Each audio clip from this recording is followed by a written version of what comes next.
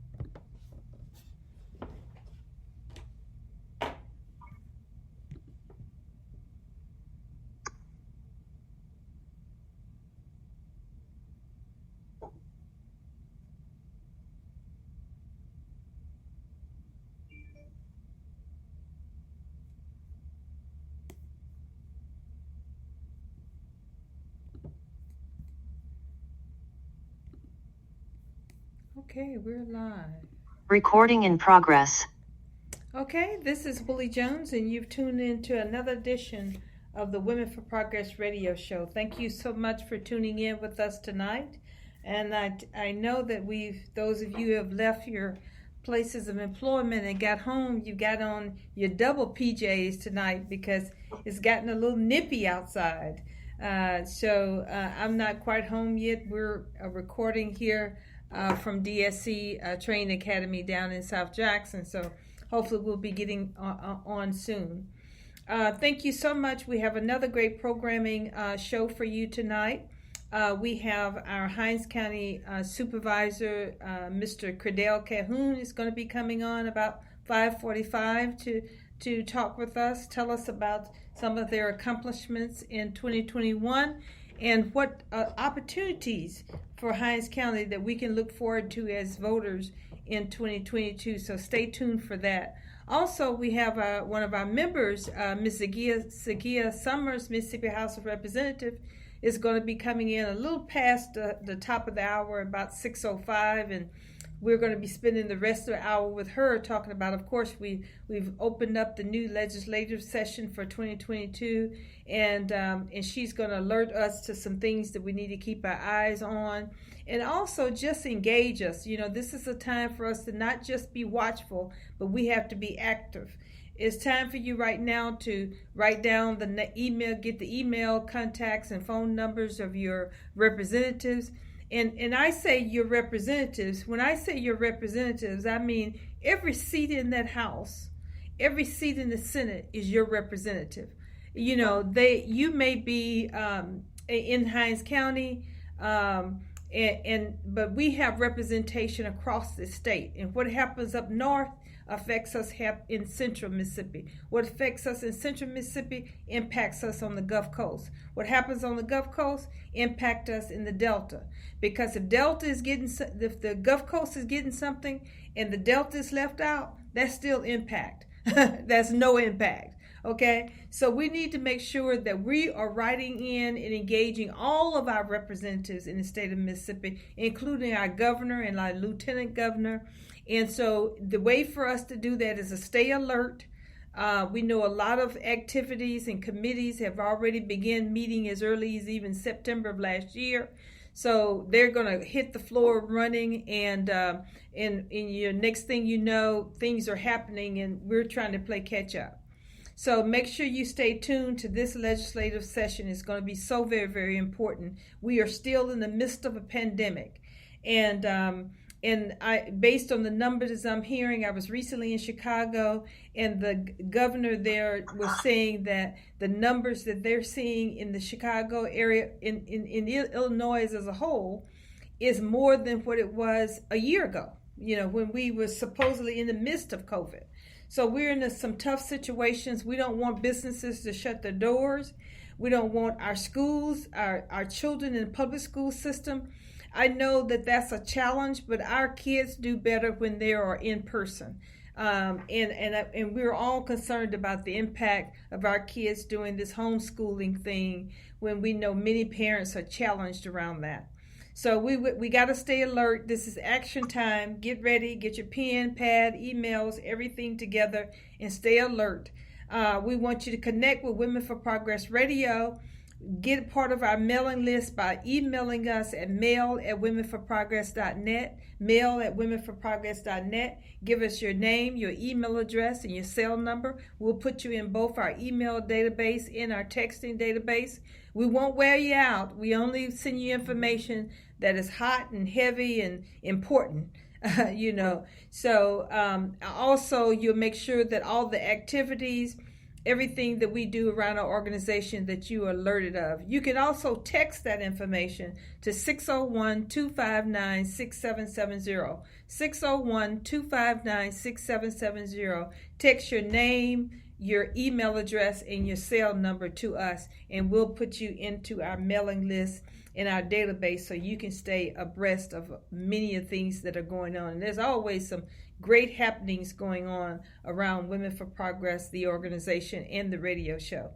So thank you all so much for tuning in with us tonight. Before we get started on our regular programming, we've invited one of the most incredible women and organizers on the planet, Miss Thea Faulkner, who is director at Partners in Education with JPS, but she's also a member of Women for Progress, and she is the director of the Lunch and Learn Committee for Women for Progress. And we have an exciting year of programming that's coming up for 2022. And of course, we're going to kick off January with a bang. And the matter of fact, the name of the title is Preparing to Launch.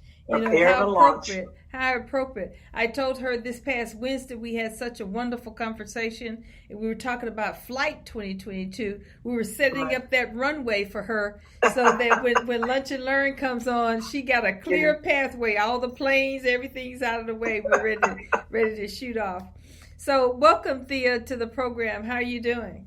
All is well, Willie. God is keeping me because he's faithful like that. That's just the story I stick to. Yes, that's a real story. And you can't go wrong every time you say that. That's Thea, right. I know that you and your committee has spent a lot of time thinking about January. And not only from the standpoint, mainly from the standpoint of impact. I think you all have been really working hard to make sure that not only we as women, but we just everybody who wants to tune in and be lifted really has a good foundation for our start this year. So tell us what was the catalyst for this particular theme for January, this preparing to launch, and what can we expect for next week, Tuesday? Well, thank you, Willie, for this opportunity. You know, what's interesting when you said how the committee was working hard to come up with something, and Women for Progress of Mississippi is an amazing group of women whose lives are impactful, right? Mm-hmm. So when we talked and had our meetings, of course, we're virtual, it was a very difficult proposition to hone in on one topic because people are so passionate about what they do and what they want to support and how they want to be impactful and what their particular genres or interests are. It was very difficult to come up with a consensus and a topic because we want to do everything. Mm-hmm. And it came back to the fact that that's what women do, everything. And oftentimes at our own expense, right? Mm-hmm. So just listening to people and talking to folks and trying to get some common ground. The theme for the year, really, we started back in October, is self-care. Mm-hmm. Because as women, we take care of everyone, and we oftentimes come up short. Mm-hmm. We oftentimes take care of other people, and when we're suffering ourselves. We were having a conversation with one of our members, and he talked about how, oftentimes women outlive their husbands and the financial challenges that they oftentimes experience because they've not had the conversations that we need to have. And let's face it, we have a whole lot of folks who do amazing things personally and professionally, but the financial literacy, the financial aptitude is just not in place at the level we need it to be where we are taking care of ourselves. So Through numerous conversations and observations, as you said, the theme is ready to launch, self-care for financial success in 2022. Ready to launch, self-care for financial success in 2022. As women, we don't need to be at a clothing drive or a food drive wondering, I wonder if the check I wrote for my donation is going to clear the bank. Yeah. Because we're busy and we don't think about things. And so I'm excited about the lineup. We are starting January 11th with Pearl Wicks, who's the Executive Vice President for Hope Enterprise Corporation with Hope Credit Union, will be our guest speaker. And basically, she's going to lift up the issues and the concepts and some of the things that women need to really pay attention to make sure their own financial house is in order. The one thing we are not going to do is shame anybody. Mm-hmm. We all have a starting point, and wherever we are is where we need to start and build. Because all of us together can learn more from one another and be better together than we are individually. So she's going to just talk about some things that we as women need to make sure that we are familiar with and paying attention to and have a plan of action to be impactful first for us so that we are freer to be impactful on other people. And the other thing, Thea, this conversation too, what's going to be exciting and why we want people to share this with all of everybody, male, female, yes, young people. We want your young women to come on and join us live on our Facebook page and our radio networks, is because it's just like you said, there is also some new opportunities for women financially. Absolutely. That we didn't have before COVID. That's not right. Only did we not have them, but it did not lead us to the conversations that we're now able to have about it. Investing. Absolutely. I mean, many of us did not think about investing. We thought that was something that the Fortune 500 companies and owners do. That we didn't have enough money in our coffers, and that really the options that we had was just 401k plans and those safe vehicles that we were taught about during our employers, and felt that that's where we needed comfortable to where we needed to be. So there are new conversations. The reason we need to join in next Tuesday from 12 to 1 at live on Women for Progress page is because we need to be abreast of the new opportunities that are out there. And as Absolutely. You state, is that this is not a shaming game. This is good information. It is just important for us to have these types of conversation. And when you talk about our loved ones, especially we as women, we're married to our spouses. We assume sometimes that our husband has done certain things and have provided in a particular manner that we don't have to worry about. And we women, we're just doing what we need to do every day, working, take care of the kids and whatever. And we figure if something happens to him or yourself, that everything is done, is going to be handled. But a lot of times we have not had those conversations, or sometimes we have them when we first walk down the aisle, and maybe 90 days after you've had it, and then next thing you know, you're with this person for 20, 30, and 40 years, and that conversation hasn't come up because everything's been fine and dandy. It's fine and dandy until it's no longer fine and dandy. And other things get in the way, because the reason for the conversations is that conversation when we first get married looks much different once we have children, once our children are in college, once they've graduated, once we're looking at retirement. So it's a conversation that goes on and on. But Willie, you mentioned about things changing. I remember talking to a lady about setting up an investment account about 4 or 5 years ago. And she said, you need $2,500 to get started, and this is how you can start trading, but you have to have that minimum of $2,500. And I said, okay. And we talked and got everything situated. Okay, fast forward to 2020. I'm having a conversation with my daughter, and she's telling me about all of the investment accounts you can open with $0. $0. Set up the account, and when you're ready to trade, you put in $10, $20, $25, $2,000, $5,000, whatever. So that opens up opportunities for investing to folks who didn't have that $2,500. Right. So you're absolutely right. The conversations are changing. So I know you also wanted me to cover phase 2 of this. And I want to be respectful of the time. So what I'm really excited about is the 11th is going to lay the foundation for us to continue this conversation. Just like we're talking about, this is not a one-time conversation. So on January 17th, which is Dr. Martin Luther King's Day of Service, we're going to come back together.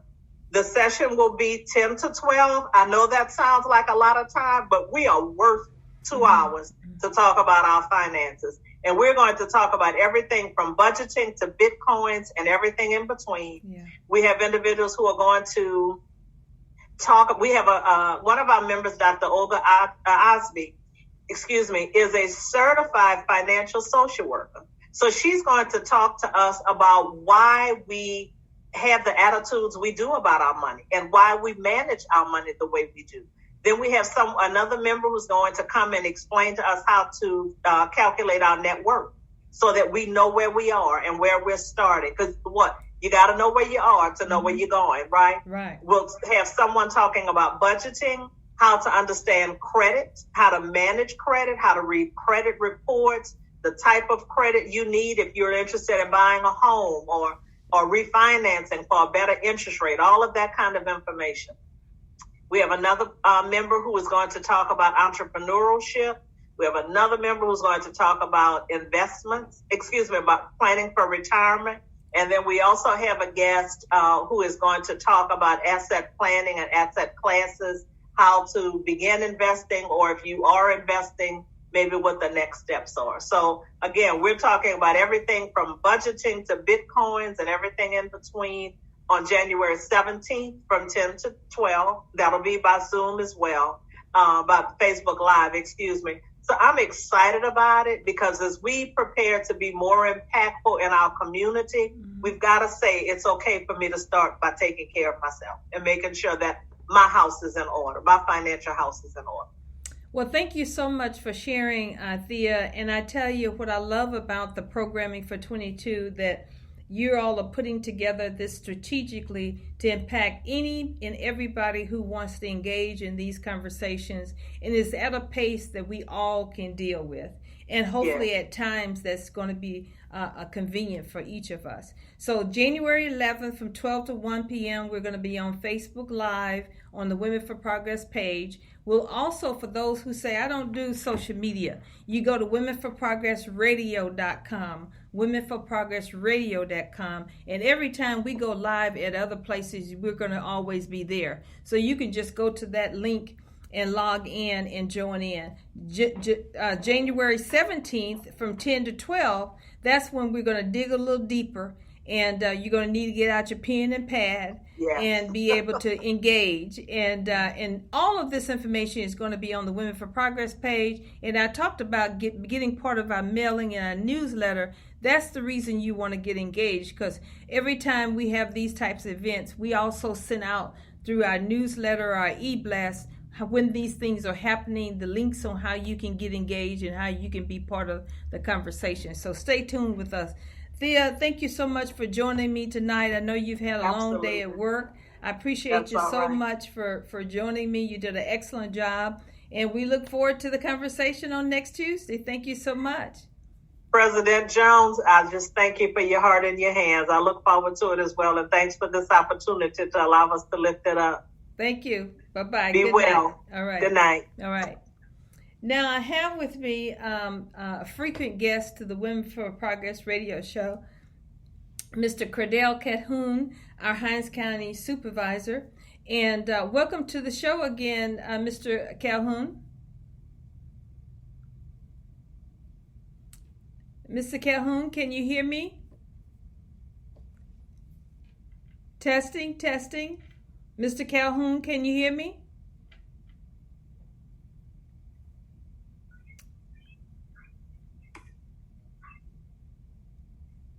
Mr. Calhoun, can you hear me? Okay. Could you have somebody to check your audio, please?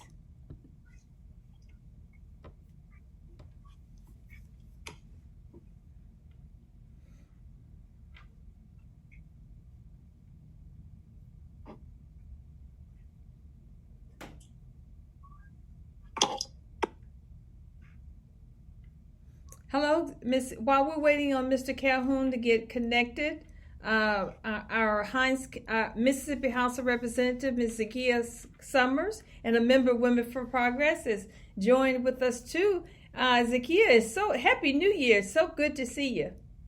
Happy New Year too. Can you hear me okay? I can hear you great. You're looking wonderful. Fantastic. And I think we lost Mr. Calhoun, but whoever's helping him with his technology, when you all are ready, please zoom back in and we'll bring you back in as soon as you all get your technical issues happen. We understand getting if you're not on Zoom on a regular basis, sometimes it becomes a challenge. So we'll look forward to you, Mr. Calhoun, and just zoom back in as soon as you can. And Zia, we'll get going with you. Thank you so much for joining us tonight. How has your holidays been, and how's the family, which continues to grow now? Yeah, the holidays were great. My family is doing well. Please continue to keep us in prayer. But we're here, we're working, and we're back to work at the state capitol. As you know, we went back to session a couple of days ago. So things are well. We will not complain. We just continue to thank God for bringing us this far. Well, great. Well, let's get started because I'm sure we have a lot to talk about. First thing I want to talk about is the opening session. I'm gonna break for just a moment. Zakia, Mr. Calhoun is back on, and let's see if we can get him in. Mr. Calhoun, can you hear me?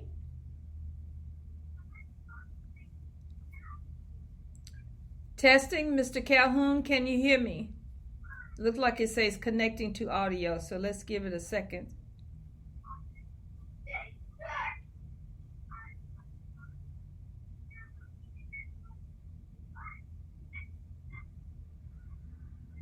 And he may need to turn his volume up as well.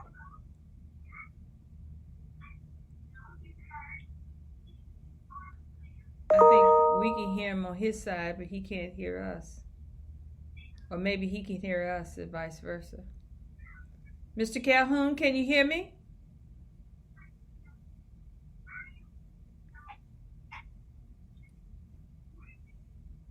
Okay. Well, when you get in, please just speak up and we'll bring you back in. So Zakia, I want to talk about the opening session, and we're right off the gate to a very new year. We're still in the midst of COVID. So I want to say, what is the feeling? What is the mood for this new opening session? Are we feeling hopeful? If there are many opportunities that we can look for as voters in 2022, what has been the new launch and opening for the new session? What has it been like for both sides of the table and for the local leadership as a whole? Well, as you said, Willie, we're still living in a pandemic, despite what some individuals may have to say about vaccines and vaccine mandates and et cetera. What we should not be doing is politicizing this pandemic, because it really is a matter of life and death. We've lost so many due to COVID-19. And so I've been wearing my mask. Not all my colleagues have been wearing their masks. And I think that I heard on the news when they were reporting about the first couple of days in session, because, unfortunately, our lieutenant governor has contracted COVID, is that, lawmakers could stay in their offices. Well, here's news for you. We don't all have offices, especially if you have a D next to your name or you're one of the new kids on the block like me. So, we have to make sure that we stay protected, but certainly feel hopeful about this session. We have a barrage of issues that we're going to have to tackle this session, because we did not have an opportunity to have a special session during those summer or fall months. The state is flush with a whole lot of money, and we have to be able to appropriate those funds. And so it's going to be a lot going on at the session, but certainly hopeful. And we're going to be working very hard to do all that we can to support the city of Jackson as well as Hinds County. Well, right off the bat, I want to say to folks that they can also tune in and you all are virtual. We can catch every session. So tell people right off the gate where they can tune in every day and make sure that they're engaged through this process. Absolutely. You can watch the floor debates in both the House and the Senate on the YouTube channel. Just type in Mississippi Legislature and it will bring up our channel, and you can choose if you want to watch the Senate or the House. Typically, well, at least for the last few days, the House has been going into session around 10 o'clock and the Senate goes into session at 12 o'clock. I will say the Senate is a lot more transparent than we are over on the House side, because they live stream each of their committee meetings as well. Wow. And we haven't gotten to that point yet. And it's probably due to space. It's a lot more of us on the House side than it is on the Senate side. But you can even watch public hearings and committee meetings from the Senate side on the YouTube channel. So please take advantage of that information. You can see exactly how your legislators are voting on these bills. And those who feel comfortable to do so at the public meetings, are they still allowing folks to come in the midst of COVID, or have we been shut out because of COVID? Yeah, we have returned to allowing the public come into the Capitol. We don't allow the public to come on the floor of the House, but they can sit in the gallery, which is on the 4th floor, and watch those debates. The public can also have events at the state capitol, but unfortunately, those events have to take place outside on the steps due to COVID. Okay. All right. So that's a great way for a tune. So let's jump right in. You said something that I think perked up all of our ears, is that we have a lot of money that's coming into the state. And I wanna tackle a few things. I think, when we talk about the crisis, the COVID crisis, I think we also have a crisis when it comes to workforce. I think we got to get our people back to work. Mississippi needs folks to get back to work. That's going to take us utilizing those workforce training dollars so that we may be impactful, that we provide skills for people. I think a lot of the folks who haven't returned to the retail industry is because many of them want to pivot to other careers, and they are not able to do so, and they have not moved into the other part of the workforce because they don't have the skills or the education to be able to do that. So workforce is going to be critical to us. We know about that. What are some of the other areas? Would you say the top 3 areas that you all will be focusing on, or even your particular team is going to be focusing on as we move forward through this session? Well, workforce development is a critical issue for the state of Mississippi, but I am happy to report that the unemployment rate has decreased over the last several months. It's inching away, which is good news. That means that people are going back to work. But you mentioned about the retail workers, perhaps looking at different careers that could provide them a better quality of life. I think it's very important that we take a look at that and we really try to raise this minimum wage. It's hard to get people to go back to work for crumbs, especially essential workers in an unsafe environment. So I think that's something that we need to look at, although I don't think that would be a priority area. But in terms of the 3 top priorities, I know at least for the city of Jackson-Hinds County, it's our water and sewer infrastructure. We dealt with a crisis a little later around this time last year, where many of the households in the city of Jackson were without water, couldn't even flush their toilets, brush their teeth, wash dishes, cook or drink water. So that's something that we certainly have to tackle. And we believe that if we can get the right information from the city of Jackson and make our case to the state of Mississippi, that legislative leadership will be willing to match those dollars, and we can see true transformation when it comes to our water sewer infrastructure.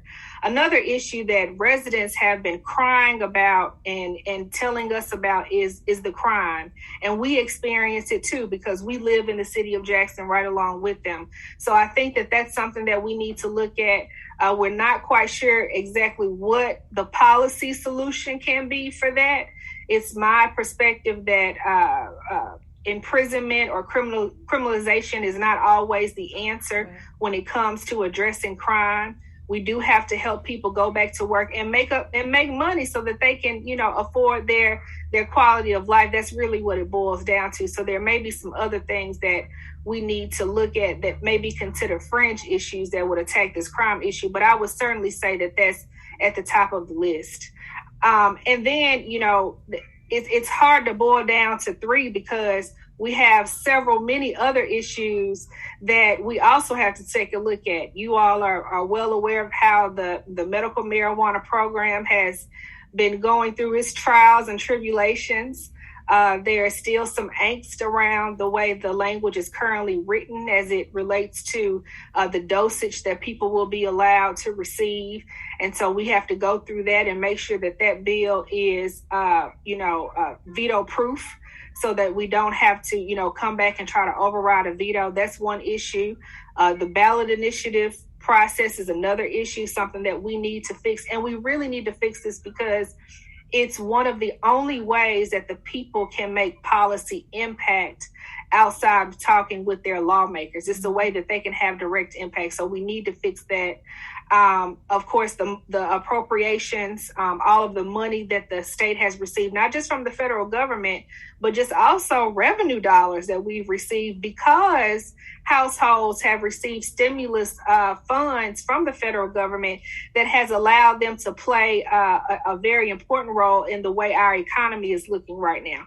So all of those things and more are the types of issues that we need to tackle for this session. Well, I want to go back and hit on the crime issue, and this is just Willie Jones' opinion, is that there are some things that when we talk about crime, because a lot of times when we look at the crime situation, there's this domestic issues, there are mental health issues that's involved, all of those particular things, which is societal issues. And I think a lot of times if we put people in higher paying careers and higher paying jobs, because a lot of times when you when the spouses are arguing with each other or there's some tension and stuff there, it's because of money issues. It's because of those particular issues. When you look at younger people, it's because they don't have hope or they can't find that pathway to the hope, the dreams that they want to have. So we have to work with our young people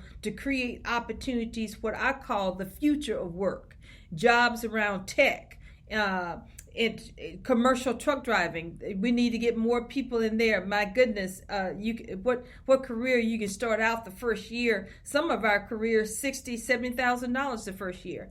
So we need to point our young people in directions to where they can think about their dreams and what they want to do, whether they want to become entrepreneurs or they want to be in careers that just pay higher money, that will put them in a higher level. I think all of those things impact crime.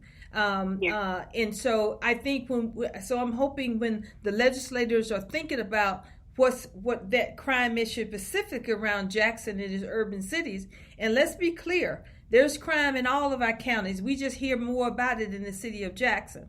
But I hope when we sit down and talk about that we understand that by them focusing on doing a great job around utilizing our workforce training dollars, that's going to help cities like the city of Jackson deal with crime issues and young people and all those particular things. So workforce training, elevating people, giving them the skills that they need to empower themselves, is going to change the issue around crime.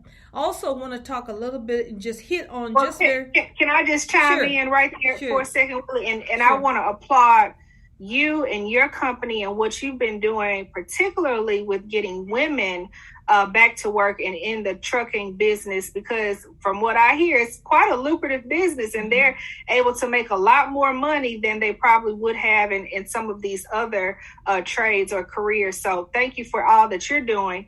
And just to add to, your perspective around making sure that we're providing opportunities. One of the things that we were able to do last session that I'm very proud of, because it was a bill that I helped to sponsor, was to incorporate computer science in our K-12 curriculum, which is going to open the doors for our children to learn about coding and all types of other things that are associated with computer science, and that will hopefully attract those kinds of industries to the state of Mississippi that will be willing to hire our youth and our future leaders.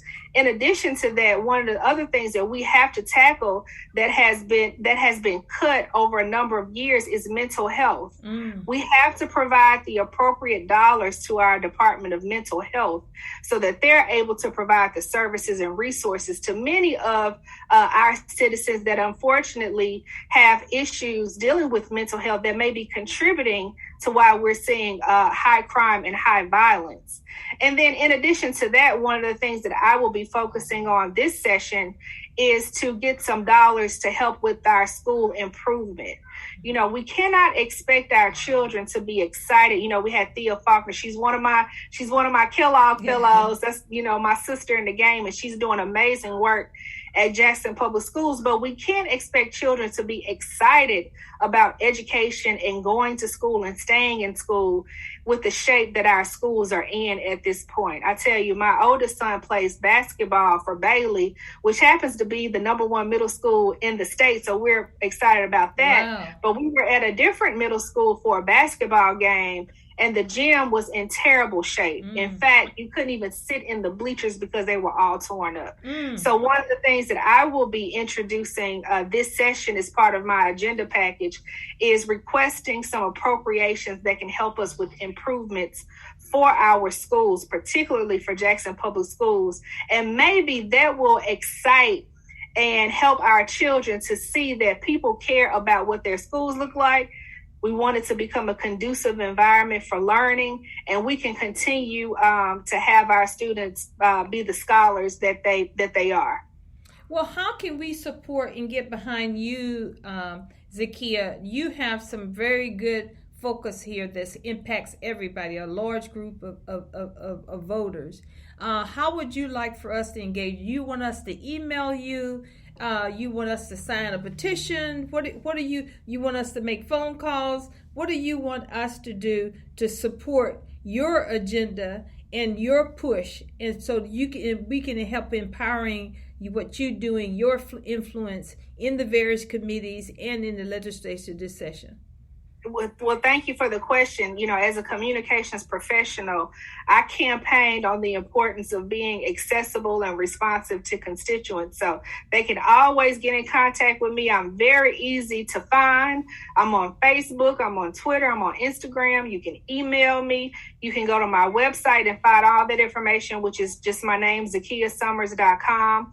Or you can even give me a call. But what will really help, because of the way that the legislature is positioned, where we're dealing with a supermajority Republican legislature, is not as much as people getting in contact with Democrat legislators as much as it is getting in touch with those Republican legislators, because they control the purse strings, they control the political agenda, they get to decide what passes and what doesn't. And so, you know, the first thing I would say is, if you don't know who your legislator is, please get to know them. You can contact, you know, folks at Women for Progress, you know, that have been partners in civic engagement roundtables. That can point you to organizations and agencies that will help you identify who that person is, not just your representative, but your senator as well. Or you could even Google it. But find out who that person is. Feel free to come up to the Capitol, because it is a public building. It's your Capitol. You can come up and ask to speak with your legislator and let them know what your concerns and your interests are, and let them know that you're monitoring them and you want them to also support those interests. And then the last thing I would say is that the Speaker of the House and the Lieutenant Governor, despite where you may live in the state of Mississippi, are your Lieutenant Governor and your Speaker of the House, because they are the leadership in the state at the legislative branch. So feel free to give them a call, send them an email, send them a letter, text, tweet them, and tell them that these are the things that you want their support on, so that we can ensure that we get what we need for the city of Jackson and Hinds County. And I want to ditto that thing about representation. I just said on our Lunch and Learn program on yesterday that a lot of times we say, well, my representative for my particular district or my particular ward or my particular area. Let me tell you something. Every elected official in the state of Mississippi is your representative. That's and right. We need to be reaching out to everybody. I want to start on the local level. Is I tell people too is to update your voter registration card.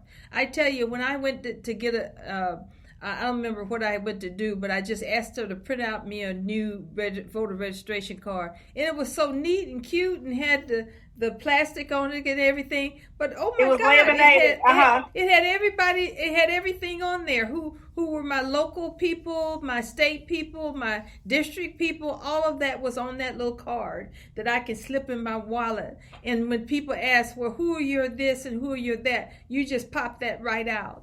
And so that's what and that's free. You can take time to do that. Next time you're downtown, run in and do that. The other thing, you can go to vote411.org, vote411.org, and you can put your address in, and it will give you all of the people on a local level and on the state level who your immediate representatives are. But then the other thing is you need to go to the Mississippi Legislative website and then print out the list of all of your House of Representatives and all of your senators, and their contact information. There's an email address, their phone numbers there, and you have that handy so that, as Zakia says, we need you. If you consider yourself a Democrat, you need to be reaching out and making you a contact list for your Republican representatives. If you're a Republican, you need to be reaching out to your Democratic representatives. We need voices to every single person that leads us, that is leading this state of Mississippi. So I cannot stress that enough. And let's start making us a plan. Start your directory right now with your contact information in. Create you a group in your phones that you can text or email these individuals. You already have it in a group that you can do that. And because if you're emailing your Republican representatives or your Democrat representative, one letter that goes to all of them. So let's just be very strategic about that. We're going to need that particular help. And I want to add one more thing that I know that you work on a lot, Zakia, with the Black Women's Roundtable and other women's organizations, is causes that impact the work of women. You know, women have so many businesses here in the state of Mississippi. We employ quite a few people. We need to make sure that some of these dollars that are coming into the state are impacting and going in the direction of women-owned businesses so we can expand our capacities. So we need to make sure that happens. When we talk again, I'm going to bring it up again about workforce training. Women need workforce training dollars so they can empower themselves. Women don't want a handout. We just want to be able to live our dreams, want to be impactful. We want to do what we need to do for our communities. And I'm telling you, a remark that's been said over and over again, we can't say enough. When you empower a woman, you're empowering the community, you're empowering the economy, you are empowering the world. So any of the policies around empowering women, that means more vouchers for child care. We got to have that. Equal pay for women. We got to have that. So many other things that we need to focus on. So I want us as women to think about all those things as we're talking to our policymakers and make sure that we're sharing that information.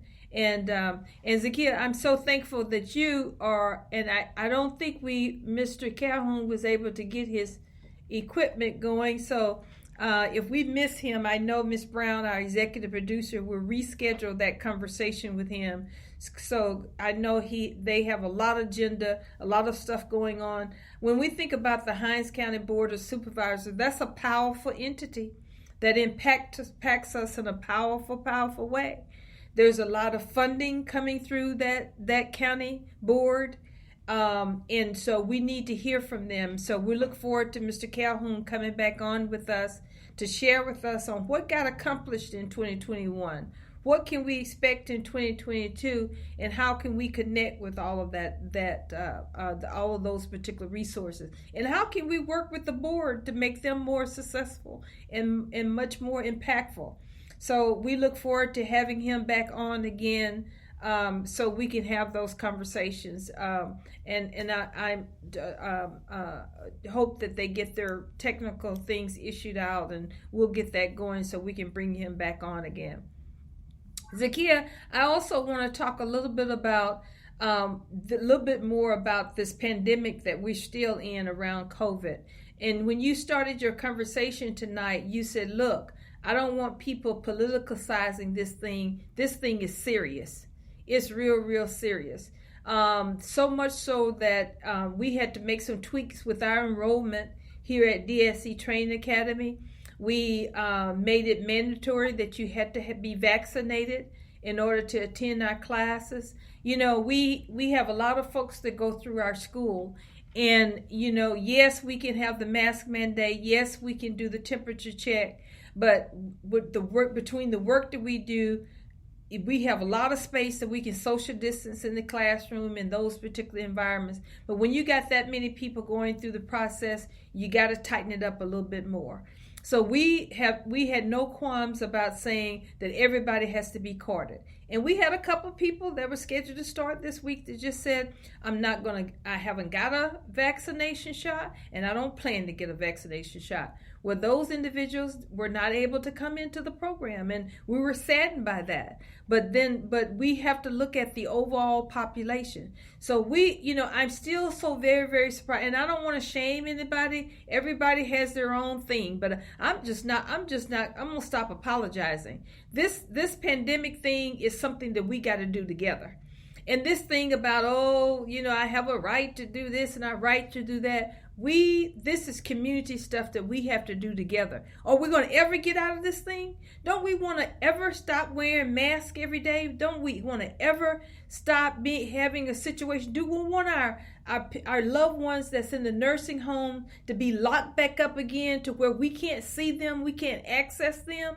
We are headed back in that direction again, folks. And we got to do what we got to do to make it happen.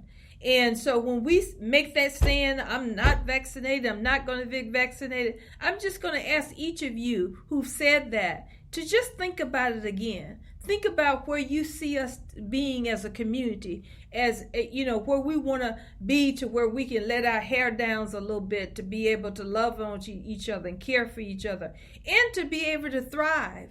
Mississippi needs to be able to thrive, but we can't do that when we got this deadly virus out there. I'm going to say it again, this deadly virus out there, and it's impacting our children this time around more than it did before. We're hearing so many severe cases, and let me tell you, even if it doesn't kill our children, the suffering that they go through. Sometimes when our kids, Sakia, you have children, I know when they get a flu and their nose is stuffy and they can't breathe, we feel bad then. Just think when they get COVID and they're having breathing issues, issues around eating and fatigue and all those particular things. So mothers and grandmothers, I want to say to you, and I petition to you, to let's get vaccinated, and let's get, those who qualify, let's get boosted. Absolutely. I mean, it is critical. I was listening to the Black Information Network on the radio, and they were talking about an individual, a young lady out in California that was supposed to be this, up and coming elected official, and she was talking about the need to not get vaccinated, and she didn't want the vaccine mandates, didn't understand why the government was trying to make people get vaccinated. And a couple of days later, unfortunately, she contracted COVID and died. Wow. And so for all of those naysayers or people that are still thinking about getting the vaccination and all these kinds of things, don't let your political party kill you. Mm-hmm. Don't let a political perspective cause your death because you did not take advantage of the vaccination. There are millions upon millions of people that have been vaccinated. And that doesn't mean that you can't contract COVID, because we know that people that have been vaccinated and even boosted have gotten COVID. But what it does is it prevents you from having to go to the hospital or becoming so ill to where, you could risk death. And so, do it not just for yourself, but as you said, Willie, do it for the children who are not able to become vaccinated. Do it for your parents that may be dealing with some health conditions and they don't want to be compromised because, you were out, in a group of people without being masked and without being vaccinated. And then you end up bringing something back to your parents, that could literally kill them. I mean, this is what it's really about. And, as you said, Willie, we can only tackle this if we all do it together. This thing is more about unity than it is about anything else. And we continue to hear this rhetoric that tries to divide us. They divide us on the vaccine. They divide us on, the anniversary of the insurrection. They divide us on redistricting. They divide us on all these different issues. We could come together and beat this thing, and, foreign countries wouldn't be saying, oh, look at the USA. We don't want you to go to the USA because they're not doing what they need to do to keep people safe. They will be saying, oh, we need to model what the USA is doing because they've got it right. Right. But we can only do that if people do the right thing. Right. And I want to address that issue too when you talked about, a lot of people talk about choice and even this ideology around, whether the government is trying to get you to do something. I think one of the things, let me give you a different perspective. If you get the right information to make the right decision and you decide to do the right thing, then it's not about what the government told you to do or forced you to do. You're making a decision because you got good information, and based on that information, you made the right decision. If it's going to be a perfect decision, no, it is not. It's going to require a sacrifice. Sometimes you're going to have to make that decision and it doesn't feel 100% that you want to do it. But you say, is this the right thing to do? For yourself, for your family, for your neighbors. And it can't be a decision you make just for yourself. Because I hear a lot of people say, I'm so healthy and I don't have to worry about it because I eat right or whatever. I recently had a sister, and I tell you, this sister that I have, and this is a blood sister, she is one of the most healthy individuals that I've ever known. She eats right. She exercises. She takes care of herself. She gets plenty of rest. And when she called me up and told me she had COVID, I said, oh my goodness, if this child got COVID, none of us got a chance, because when she masks up, first she limits where she goes. And then when she does go out, she puts 2 masks on. In her car, when you get in the car, she's got masks hanging on her steering wheel. She got masks hanging on the radio. So she always has masks available handy, not only for herself, but anybody else who she thinks might need one. So this is somebody who cared for someone. So that's what I'm saying to you all, is don't think just because you're healthy and you eating healthy that you can't get COVID. And it's going to impact you. And she was challenged with it, and she said it was a feeling that she never wanted to have again. And so we need to make sure that we're vaccinated. We need to that we're boosted. Those that when we can't delay. If you've already got your first 2 shots and you've been waiting to get boosted or haven't taken into time to get boosted, you need to get boosted too. And we just need to be careful with it. We've got to do this thing. I think about all the amazing business owners out there who have worked so hard to keep their doors open in the midst of the pandemic. They need you to make good decisions. They need you. The women-owned businesses out there who have locked themselves down and did the work that they need to do to keep their doors open and product and services available. They need you to be able to do it so they can keep their doors open. So we need to make sure that we're doing what we need to do around COVID and just stay vigilant. And I agree with you, Zakia, that it is about unity. We're at the bottom of our hour now. Zakia, you always bring good information, good everything, good conversation. And I'm just so happy to see you. It's been so long time since you've been sitting here next to us in Women for Progress Radio. You used to be one of our hosts for Women for Progress Radio for a very, very long period of time. So we're going to have to get you added back to the team so we can see you more. Good. Your family continues to grow and to be very exciting. You have some very smart young men that you and your husband are raising. We keep an eye on you, and we're so glad and thank you and hopes that you continue to be blessed, both you and your family. And just we want you to continue to be safe. We're going to keep our eye on you. We're going to email you. I say too, people need to organizations should email all of their representatives their particular agenda, what they think that the priority should be this legislature session. So I'm hoping we begin right there. We begin to do that. I want to remind you all again that January 11th is Women for Progress Lunch and Learn. Usually it's every first Tuesdays, but because of the holiday, it was moved to the second Tuesday in the month of January.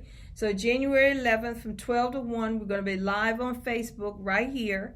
And it's going to be live on our radio page at womenforprogressradio.com. womenforprogressradio.com. It's going to be available, of course, on all of our radio networks, wherever you get your podcasts also. And then there will be a follow-up conversation to that event on January 17th. But all of this information will be available on our Facebook page. Remind you again to get connected to our database by texting your name and email address to 601-259-6770, and we'll add you to our email list, or you can email us at mail@womenforprogress.net, and we will add you to our database too also. Of course, every Thursday we're right here with Women for Progress Radio. We have an entire lineup of different radio program and podcasts. You can go to womenforprogressradio.com, and a list of all of those programming is there, and the dates that they run each week or either by the month. So we want you to tune in there and get connected with us. We need and want more women part of our women's organization. Ms. Zakia Summers have been a long time a member of this organization.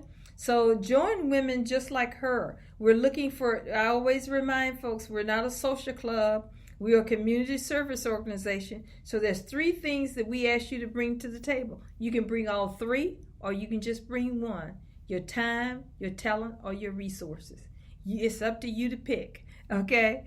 And so, of course, most women because a large part of our organization is women, we have a few men, we have a few select men that are part of our organization. But every woman, when they come to the table, they always bring at least 3 of those things, because it's just incredible what women do, what they have the capacity to do. But you tune in tonight to Women for Progress Radio. Again, Supervisor Calhoun, we apologize that we weren't able to connect with you tonight. Hopefully the next time we can bring you on a little early to get you connected on your with your technology. So we look forward to maybe having you back next week. And thank you so much, Zakia, for joining us. This has been the Women for Progress Radio Show. Thank everybody for joining us tonight, and we see you next time at the same time. Thank you. Thank you.